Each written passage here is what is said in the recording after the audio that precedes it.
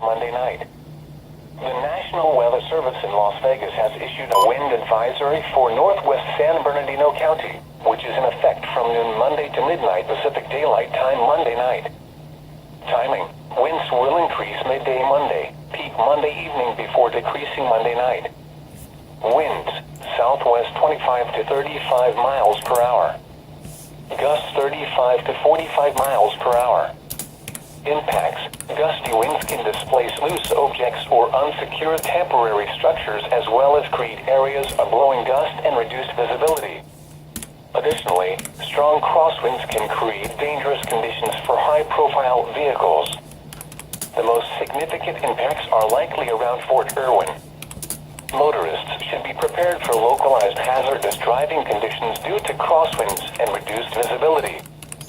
Secure any loose objects or unsecured temporary structures.